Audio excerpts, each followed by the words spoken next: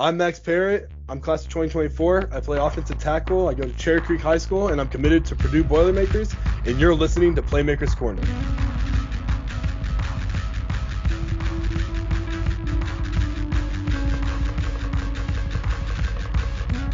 What's good, y'all? It is your host for this episode, Cody Stauffer here, and we are continuing our top 5 class of 24 by position interviews here. And this is a very special guest here from episode 326, the top 5 class of 24 offensive tackles in Colorado. If you'd like to introduce yourself, your name, where you're from, where you play football, and the position or positions that you've played. Hi, my name is Max Parrott. I'm from Colorado. I play at Cherry Creek High School, and I play offensive tackle and center. Yes, sir, and one of the best to do it, obviously, as alluded to the introduction. But before we talk your game and all that fun stuff, we kind of like to make the playing field a little bit level here with our listeners, with ourselves, and just go to something that we can all kind of relate to, and that's being a fan of sports. And so we want to know, what's your favorite sport viewing experience? This could be a live game that you saw, whether that be a high school game that you saw as a younger kid, a college game, an NFL game, or it doesn't even have to be football if there was something that was even more fun than that. And it could be either live or over the television, just something really memorable that really stuck to you. I'd probably say the game that had the most impact on me was probably our first state championship that we won in the streak of 4, because that was like my first high school game I've been to, and it was just like something I really wanted to be a part of ever since, and it was kind of just motivation for me ever since I was in middle school. Yeah, no, that streak was something special for sure, and to be able to be a part of that is so interesting, and be a part of that dominance and just kind of get an idea of what that precedent is at Creek is so important. And taking a look at that team obviously has had some great tackles, and a lot of great tackles have come from Creek. And I want to know, have any of them kind of been athletes that you've modeled your game after, or are there other athletes as well, whether that be in the college or NFL ranks, that you kind of try and, mimic and emulate through your game? I'd probably say it's not just like the offensive tackles that have played before me, but like even people in other positions, especially in this year above me, like Hank Zelinskis, Ben Lestrella, Tyke, the kids who are in the grade above me, like they just really inspired me to be like a better athlete, and they always push me. So like I kind of want to model how I lead and everything like how they did. And that's something that goes under discussed for sure, is not only how are they playing in the pads, but how are they leading and conducting themselves outside of the lines. And so I appreciate you bringing that up, because that's not something that has come up quite a bit. So thanks for shouting that out, and, kind of bridging that gap from, watching other players more to your personal lane here. What is your favorite memory or experience while playing sports? And you have a lot to choose from, so if you do have to list off a few in particular, feel free to do that as well. I'd probably just say the state championship my junior year against Valor was just probably my best memory of football ever. I just got one last game with like some of my like best friends, and it was just great to end with a win, especially like a come from behind win. It just showed that like it's possible, even if we're not up the whole game, to still win, if that makes sense. Like, I think that's just my best memory. Yeah, that game was a lot more exciting than the previous 2 in the trilogy, and y'all did have to show some guts in that game that, wasn't really, I mean, not to say that you didn't need guts the first 2 times, but the first 2 times y'all were able to put your foot on the gas early, and then definitely just kind of let them struggle a little bit. So, I respect that it's the one that y'all had to maybe earn a little bit more. I respect that. And absolutely. I also obviously respect your game here, and so did Coach V. We got to watch your game. We got to see you live a handful of times this year, and we knew about your name heading into this next season, and you were shouted out by, like, we had an interview with Blake Purchase as well, and So he was like, yeah, y'all better look out for that Creek offensive line because they give me a hard time in practice and whatnot. So we took a look at two of the best offensive tackles in the entire country before taking a look at your film. So everything that we looked at is compared to a national level, and you ended up grading out as the number 2 offensive tackle. Listeners, go ahead and listen to everything and why here. But what was kind of your reaction to our evaluation of our game, the good, the bad, and maybe the misunderstood? I think your evaluation was pretty fair. I think it was pretty good. One thing I think you guys got like my screens is definitely the best part of my game and everything. I definitely agree with that. But in my personal opinion, I think I'm a better pass blocker than I am run blocker. And and watching like your guys' thing, I think you guys had it the other way around, right? Is that right? Yeah, we had your run blocking at a 9, and we had your pass blocking at about an 8.5 average. Yeah, but in my opinion, I think you could almost like switch those. I love pass blocking. It's like by far my favorite thing to do, and I just think like overall it was a very fair evaluation though. Yeah, I mean, it's good to hear that you enjoy those screens as much as you seem to enjoy them on the film because, I mean, The best. gosh, it's so funny watching it, honestly. This is probably disrespectful to those corners and linebackers, honestly, but it's just like they turn and look and it's too late. Like their play's already over. They had a good run at life on that play, and well, that's the end of it because Max Parrott literally just flattened them. So that was a ton of fun to watch, and I think it's interesting that you have those flopped for your personal. I think that's good to hear, and I think that regardless, you have all the tools that you need to succeed on the next level, and we'll talk about that outlook a little bit. But we want to know from Max Parrott's eyes. You kind of already alluded to it a little bit here, but if you had to, put on a sales pitch for yourself, what are 2 to 3 qualities or abilities that separate you from other offensive tackles, maybe not only in Colorado, seeing as how you're amongst the best there, but also in the country, because I feel like you stack up in that regard as well. Yes, sir. I'd say like 2 3 things that I'm best at is like my speed. I don't think you're gonna find many other offensive linemen who run like me, who like to run the 100 and track and everything like that. I don't think you'll find many other offensive linemen like that. I think another thing is just like my dedication to getting better. I work pass pro, run blocking every single day after I work out, and my third thing would probably just be like how much I love football. Like I couldn't live without it, and I just don't think I would. I don't know what I would be without it in my life. And we're not sure what Colorado football would look like without your impact in it.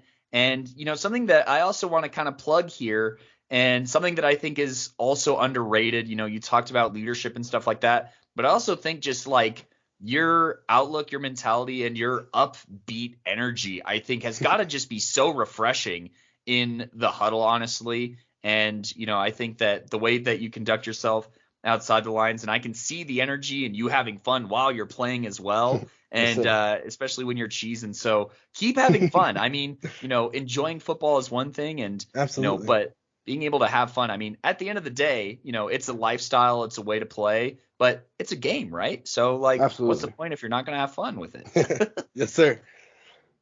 So I just want to say keep that up. And now I kind of want to flip the camera, flip the lens, put it inside the helmet here, and pick your brain a little bit as far as what were some of your matchups that you really enjoyed. And this doesn't just have to be from your senior year. This could be from any time, against other teams, whether that was an individual pass rusher that you think challenged and pushed you and you enjoyed going against, or whether it was like a defensive unit that you think was a really fun matchup. So personally, going back to my junior year, I'm pretty sure his name was Caden Schaus, number 5 on Thunder Ridge. That was Caden. one of my I really liked blocking him. He was a freak athlete, so blocking him I felt like made me better. It was just a really fun matchup because I feel like we went like step for step almost every play, and it was just really fun. One from this year, I'd probably say number 8 from Ucrest. I don't know his name, but he was really athletic. Definitely worked good moves. Forgot his name, but he was definitely a great athlete. Trying to think from some other matchups this year. I'm pretty sure it's number 58 from Mount Vista. He was a pretty good pass rusher. He showed a lot in the film heading into that week, and he worked a lot of moves. Was also a pretty good athlete, and I'd probably say those are like three of my favorite matchups I've had this in the last 2 years. Yeah, I mean, those are some fun ones. I want to say number 8.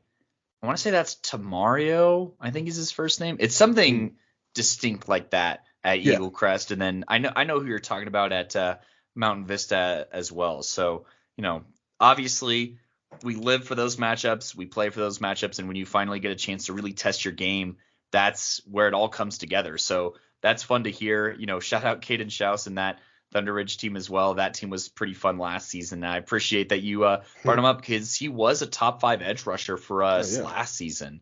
So there you go. And Yes, is there anyone that you think doesn't have kind of like the attention that they might deserve that you've went against, like a very underrated prospect or player?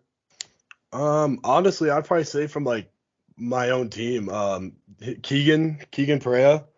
He's not really getting the recognition right now, but he's super athlete, pretty much, super strong, super fast, and he just hasn't really been getting that much love, I think, and I think he deserves it. I know it's not like an opponent I faced, but I think he's one of the best DNs in the state right now. Yeah, I remember covering because I want to say that's Caleb's younger brother, if I'm not Mhm. mistaken, right? Yes, sir. Okay, Yeah. yeah. So, been keeping eyes and tabs on those guys for a minute, and I'd say Caleb walks so that Keegan can run, and we're excited to hear about a ton of other players. But we also want to know: is there anyone that you wish you would have got to play against that maybe you didn't? I think of like. I don't think you guys played like Castleview, so like a Jordan Ochoa or anyone like that kind of jumps out to you. Yeah, I listened to you guys' like top 5 like edge rushers list. I'd probably say like Alex. I played him my junior year, but I didn't go against him that much. I think playing him again would be pretty fun.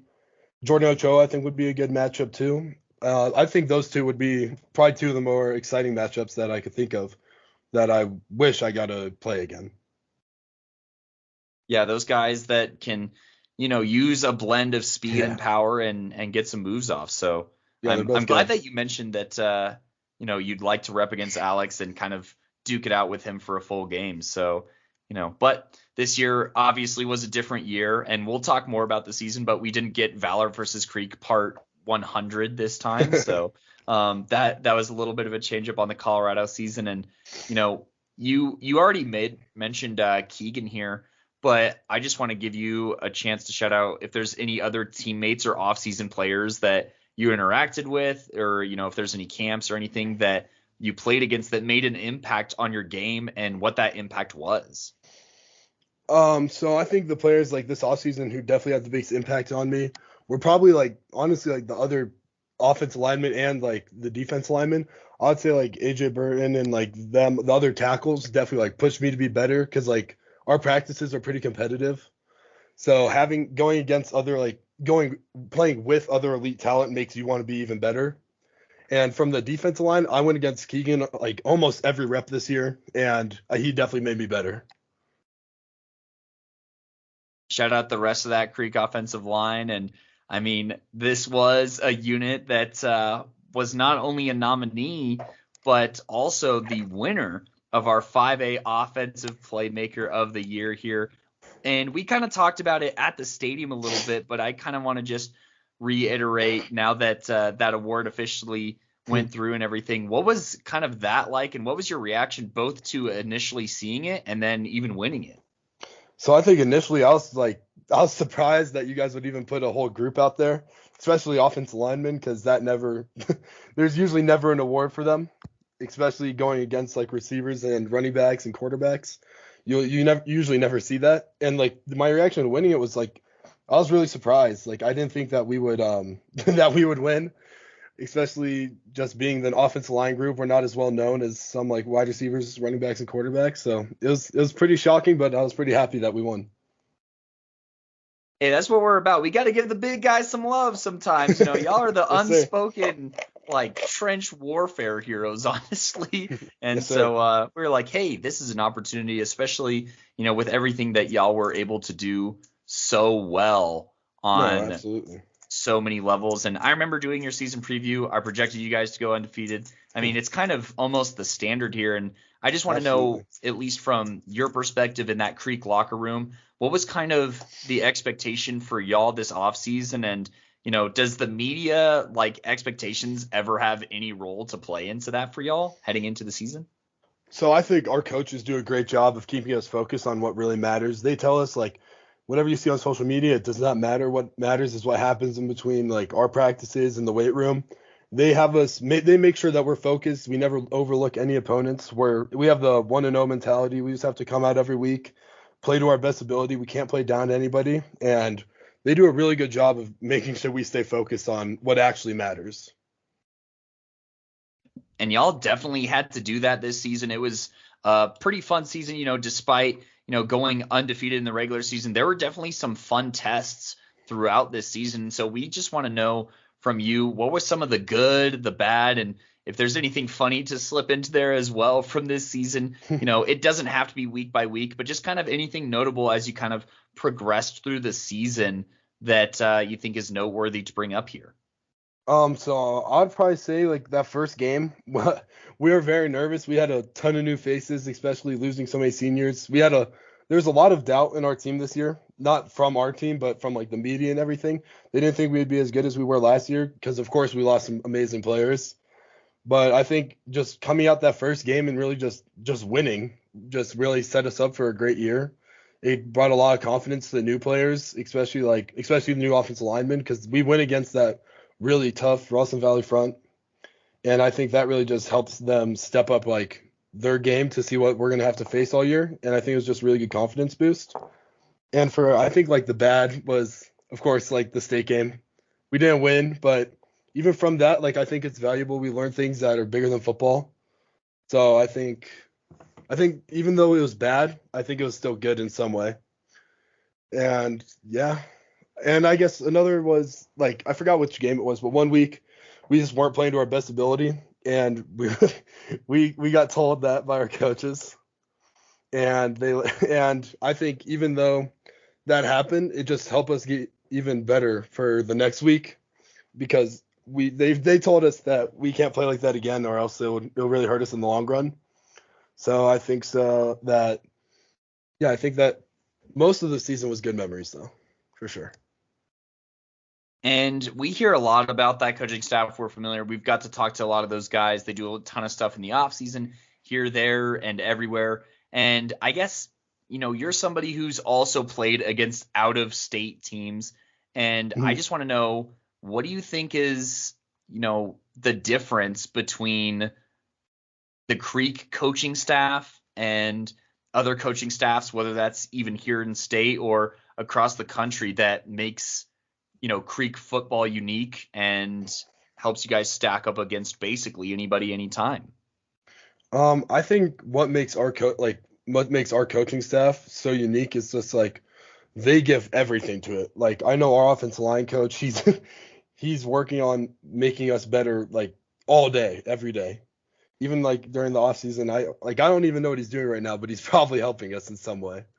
And I just think our coaches are super dedicated, like year round. I'm not saying that other coaches aren't, but I know the work that our coaches put in, and they definitely see the benefit from it.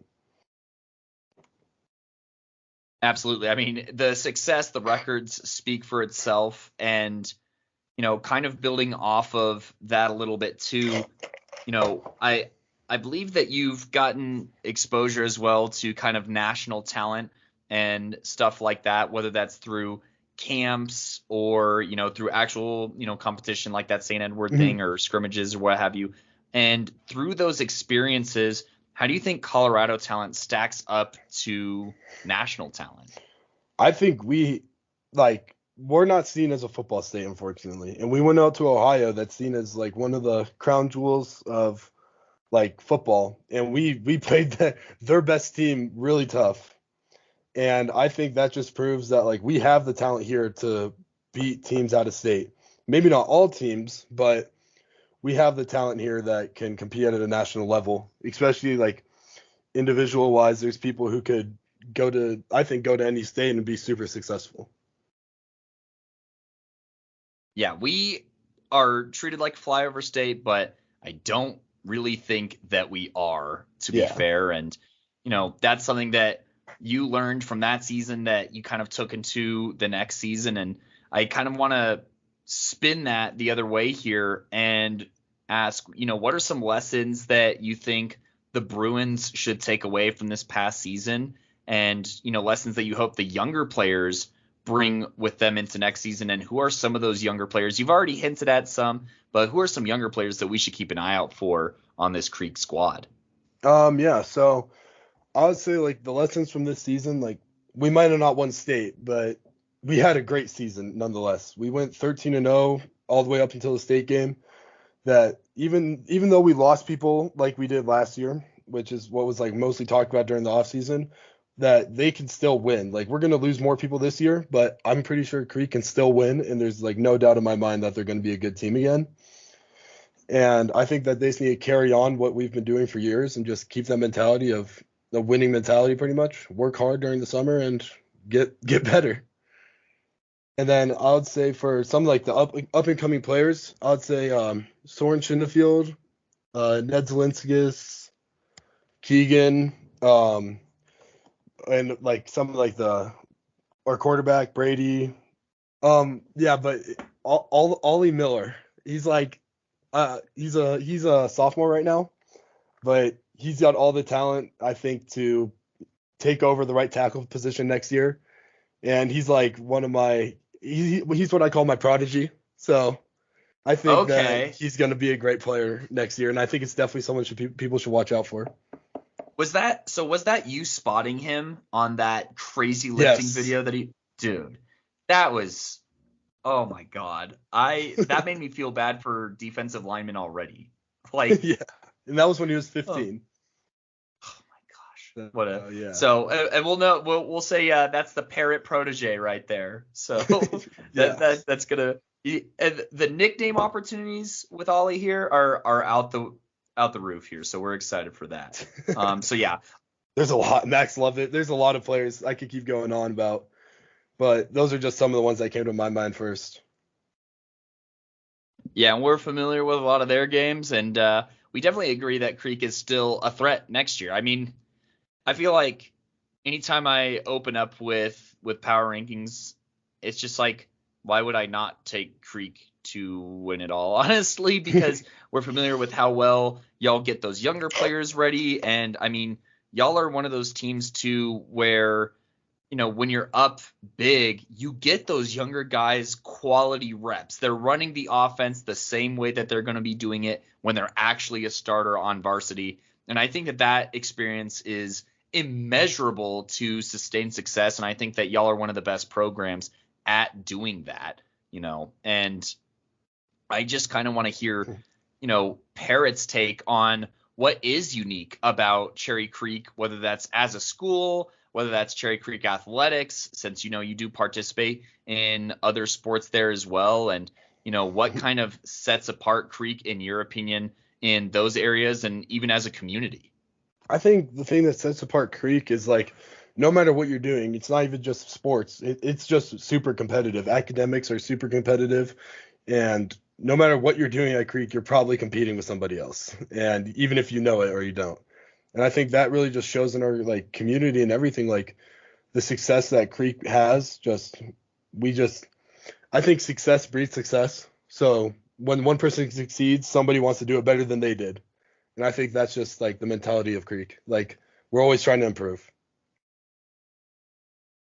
That's a very interesting. I don't think I've ever heard about a school being competitive in academics. So shout out Creek. I mean, I know it's obviously a very renowned education line in schools. So, I respect that and I see that. And, I think that's interesting that the competition is just everywhere and everyone's competing against everyone all the time. And yeah, no, that was a curveball. I wasn't ready for that. So thanks for the inside scoop on that. And, something that I thought has been interesting too about Creek is the things that are asked of some of the players when that competition is at its highest level, I think of like a George Fitzpatrick playing nose tackle for you guys a couple of years ago. And we've seen instances of players playing both ways. And I just kind of want to get your take on that. I mean, it's most often common in high school compared to other levels of football. And then it's probably even more common in, lower classifications with smaller roster sizes. And so I just kind of want to hear your take on playing both ways, the benefits and maybe some drawbacks from your lens. I think there's definitely a lot of benefits to it. You get to like put your body through a test that if you make it to college, you'll probably never face again, like playing both ways like that. And I just know it's definitely draining for people who play both ways, and I commend them because I never had to. And I think it's super impressive that they could do that. And like especially like George played both ways. Hank Zelinskas played both ways in our state games. And I think that them being able to do that just shows like kind of like their mental toughness, their toughness, and like how playing both ways is not just physically draining but mentally draining, and how those people it's just like super impressive to me that they can do that. It's a battle for sure. And that kind of reminds me, you mentioned listening to the Edge Rushers episode, and I know that it took probably a handful of people by surprise, but did you have a chance to listen to some of those guys from the lower classifications evaluations? And if you did, were you surprised to see them, or you kind of see what we were talking about? And, what is kind of your thoughts on 1A, 2A, or 3A guys on these top 5 lists? I think, yeah, absolutely. Like they definitely deserve spots on there because just because where they live doesn't determine how good they are at football. Like they can be in 1A and probably compete at a 5A level. There's probably a lot of kids who could do that. So I think no matter what division you're in, you can be talented. It doesn't matter where you live. Like everyone can be an amazing athlete. You don't have to go to a huge school to do that. Max the Prophet here.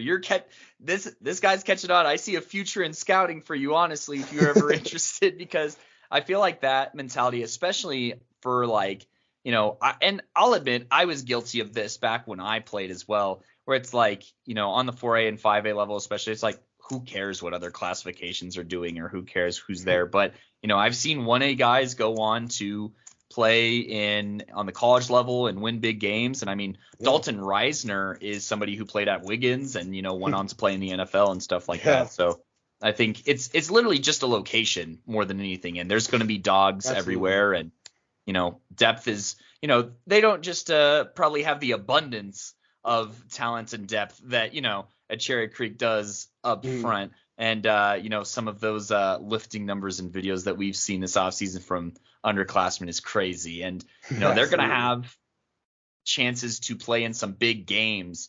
And I guess what is kind of your take on playoff football as somebody who's played in a ton of playoff games and has that experience? What's different about that environment, and what's something that you do differently to mentally or physically prepare for those games? For the playoff games? Yeah. So honestly, I would say I try to prepare every week the same, like even through the regular season, because you can't like only take playoff games seriously. You have to take every game seriously, no matter what. Even if you're not playing like the best team that week, I want to train like I want to practice like it's a playoff game. I'm not going to take a week off and just mess around because it's not a playoff game or something like that. I just try taking every game the same way, and I watch film consistently. I practice hard. I practice focused, and I think that's just just practicing the same way. You can't just turn it up at the end of the season and expect like a huge result.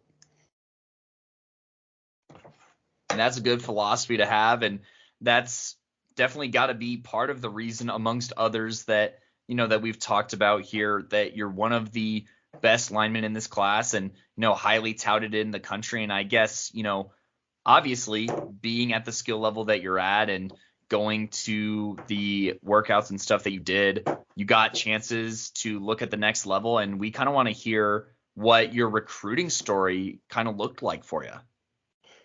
So my recruiting story, it kind of started sophomore year after that season.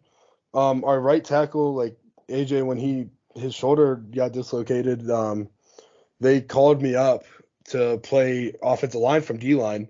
So I was playing D-line all the way up until week 8, and they pulled me over week 9 to start playing offensive line. And ever since then, I've just never wanted to play anything but it. And especially like recruiting wise was after that season's when it started. I went to camps that summer. I went to 4 camps. I went to CU, CSU, Wyoming, and UNLV. And actually at the UNLV camp, they offered me after I think I had a pretty impressive performance. And then after that, I went to CU. I visited CU. They offered me there. The old staff did.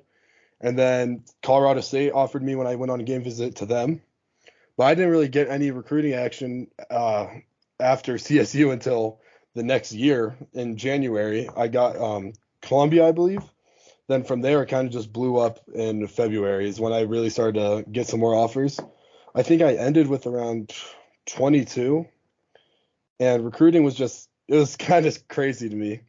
Like it always like had me on edge because like you never know what's going to happen. So I was always really nervous about it. But as I went farther in the process, I think I just got more comfortable talking to coaches and everything.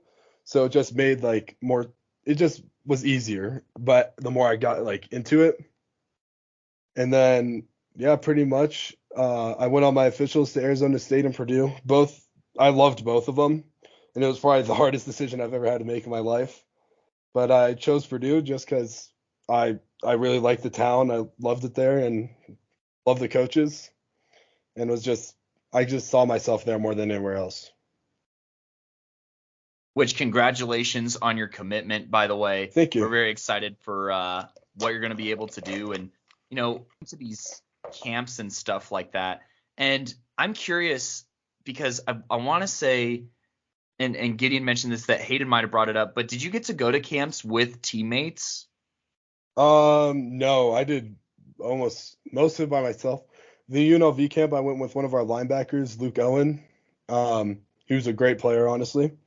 And that's the only camp I ever went to with teammates. Okay, gosh, I didn't know if there was a unique experience there or whatnot, but once again, we are so stoked for your fit at Purdue. And I guess what were some things you said that you felt yourself or you saw yourself going there probably the most, but what were some things that you kind of prioritized, especially as the offers kind of stacked up from a school or program? And how did Purdue check those boxes as you went on official visits and talked with coaches and stuff? So I'd say they probably checked the boxes. Like I wanted somewhere that felt like home, like where the coaches and the other players felt like family. So I was calling with Coach Johnson, the O-line coach with Purdue, for almost every week, and we talked for for a good amount of time every single time, and he just really felt like someone who cared about me. He even talked to I'm pretty sure he talked to my parents a couple times. But it was just great getting to like talk with him so much. And then when I took my official, I got to meet the rest of the staff, and it was just like unbelievable amount of like love from them and the players. That's probably the biggest thing is like the players made me feel like I was welcome there. Like they made me feel like I was already on the team, and there was nowhere else I really wanted to be at that point. It's just so cool hearing all of the different kind of priorities from everyone. And I think that, being able to find a place called home and just have like comfort, especially going from a completely different situation and, being in a stranger in a strange land and whatnot, and the less strange that it feels, the better it is of a fit. So I'm glad that those boxes were checked. And, I kind of want to hear how, social media maybe impacted your perspective on recruiting, or if you could stress it for younger players, how important is it to have somewhat of a social media presence? I think, especially like Twitter, I think Twitter is super important to have a social media presence on, because if you're not putting out your film consistently for people to watch, like there's nothing, like you almost don't exist in like the recruiting world. Like if you don't have Twitter, if you don't have something that promotes yourself, you're not going to really get seen. And it sucks that it has to be that way, but it's like it's the most modern way of recruiting, I could say. So having a social media presence is almost everything. You hear that, young players? You got to get on Twitter and promote yourself. It's a part of it. People, especially now where scouts can find players so easily on Twitter, like it's a lot more rare that people are flying out to games and stuff like that, at least as constantly, or they like stumble over a recruit, honestly. So you got to be able to put yourself out there. You got to be able to promote. And, that's very important. So, be like Max here and, get that build. Look at his bio as an example, I think is a great example that you have as far as your position, your class, your ranking, your school. You got film, you got commitment stuff on there, which if you're not committed, you don't have to have. And a 3.9 GPA, by the way. Shout out Parrott, the competitive academic scholar here. So, thanks for being a role model and stuff like that. And before we ask you for a little bit more advice, I just want to know on a personal level, what is kind of the goal or your outlooks here for college ball, and what are some things that you're going to do this off season to try and accomplish or achieve those goals, or just some areas of focus that you have? So I'd say my goals for like after high school football, college football is like I just want to keep competing. I've always wanted to be the best at whatever I do, even if it's not football. So I just want to. I know it's not going to be easy. It's going to be much harder in college to see the field and everything, but I'm just going to compete, and hopefully work my way to a starting position within the next few years. And I want my goal is the NFL, of course. That's kind of been my dream ever since I was a little kid. And I think that's what I want to do. I just want to play football, and there's nothing else really that there's stuff that I want to do outside of football if football doesn't work out. But if I had my choice, all I'd want to do is football. And we hope to see you make it that far as well, man. And we're rooting for you the entire time. And we're excited for the goals that you've set and the ways that you plan on achieving it. And, I just want to say, or I want to ask, if you could give yourself, a freshman version of yourself in a time machine, advice, whether that's recruiting, on the field, relationships, academics, what have you, just any advice, what advice would you give to a freshman version of yourself? And, if it applies to other freshmen as well, that is a nice little bonus for the listeners. So when I was a freshman, I was like 6'1", 150 pounds. So I was a backup on our freshman team, actually. And I was No way. yeah, I'd even play on our freshman team. And I would probably just say it's like just keep working. Like even if your coach, if you don't think your coaches believe in you, make them believe in you. Like I'm guessing my coaches did believe in me, but my freshman year I didn't think like they did. But eventually I found out that of course they did.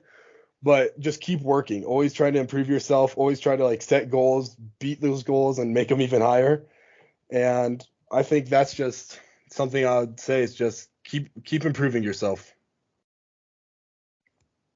That's wild to think. I mean, I almost like, I don't know if the Barstool ever did this, but it's just like, find a picture of 6'1" Max. Be like, you just got pancaked by this guy. It's just like, I think that's an untapped meme format there if it wasn't used. But, I think that hearing that story, first off, is fun. And, as somebody who was also undersized for quite some time and, had to really grind to get those views. And by views, I mean onto the field and stuff like that. You never know when your opportunity is going to come up. So you got to be ready for it. And, you got to be able to push. I mean, your opportunity, like you said, you got called up due to injury. And, I mean, kind of never looked back ever since. And I think that what you were able to benefit from that and your experience with coaches, it kind of makes me curious. Would you ever consider coaching, whether that's, I mean, this is way, way, way down the line here, but whether that be on the high school, college, or even pro level, given the opportunities? Absolutely. I think if I was given the chance to, I definitely would. Because like I was saying earlier, like I couldn't imagine my life without football. So I could definitely see myself being a coach as it's a way to stay around football. So absolutely, I could see myself being a coach. He's got the commitment for it. So, future staffs, this guy knows a thing or two. Smart football player, obviously, who does so many things right. And we're just so glad to have had the interactions that we've had with you over the years. And Sure. We're really glad that we were able to get this interview as well. I always look forward to the lineman interviews. I feel like you guys don't get as much time to speak in general, so you tend to be a Yeah. little bit more fun. And you can feel free to rub that in the faces of skill players if you want. So we're not going to hold it against you. Absolutely.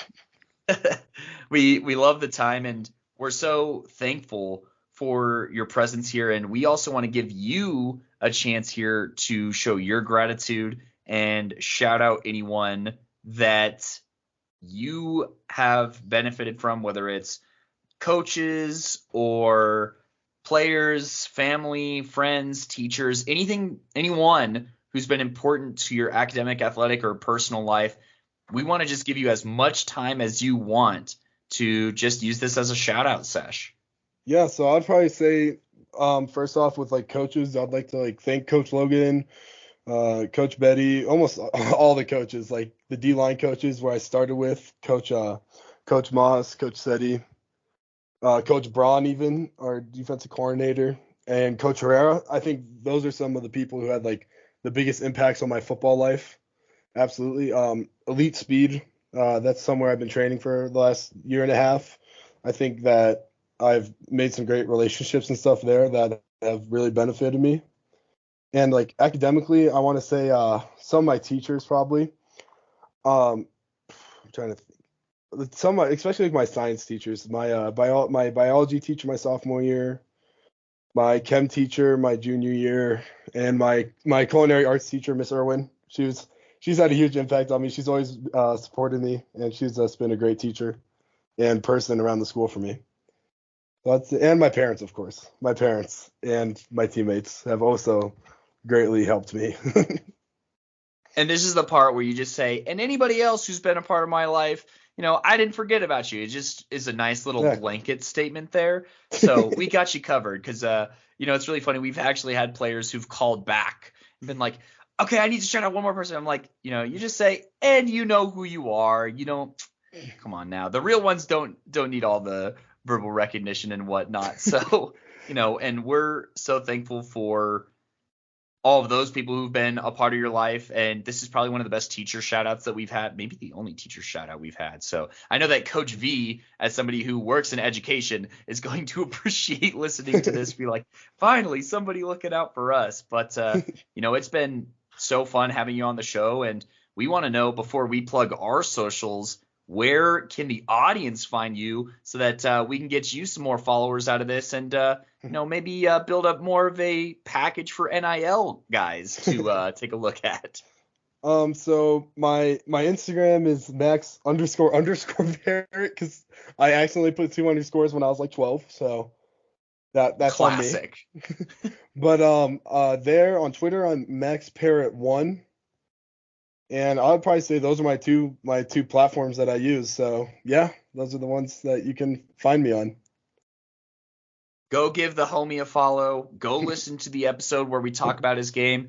Such a fun guy. And now that I've kind of mentioned it, I just have, this is a for fun question a little bit here. Especially now that you're heading up to college. Is there like a dream like brand deal that you'd like to be a part of that it's like, I could very easily rep this brand or talk about it, Is there anything like that you've thought about? Oh, see, this is the one time I've tripped you up. You got to be ready for it. I'd probably say like Chipotle. I used to work there, and I love Chipotle, so like a meal deal or something would be pretty cool.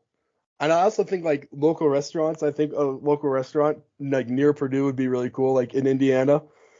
Just I don't know, just something with food. If that I know it's too classic, but I think like Chipotle would be a great meal that I wouldn't mind representing.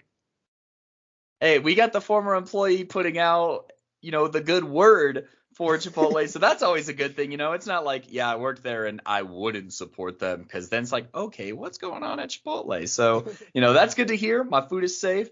And, he's a hometown guy. So Purdue local restaurants, hit up Max Parrott. And, while you're at that, while you follow him, you might as well give the pod a follow, whether that's on Twitter/X at Playmaker Corner. We're also on Instagram at Playmakers Corner. Same thing on TikTok, where we're going to be posting highlights and little clips as well of Max's film, amongst other prospects and other highlights of games that we attend, and just all kinds of content in that regard. We're also on Facebook for your moms, dads, or grandmas or anything like that. Or, there's some people, I guess, my age who might use Facebook as well. But either way, regardless of age, we'll take the follows. That's just Playmakers Corner, 2 separate words. And be sure to listen to other interviews, re-listen to this interview, and listen to the evaluation. Once again, that was episode, 326 for the top 5 class of 24 offensive tackles, where we got to talk about Max and other great talents. And you can listen to those anywhere: Spotify, Apple Podcasts, Google Podcasts, or YouTube. Like, follow, subscribe, turn on notifications. But I have been your host for this episode, Cody Stauffer, and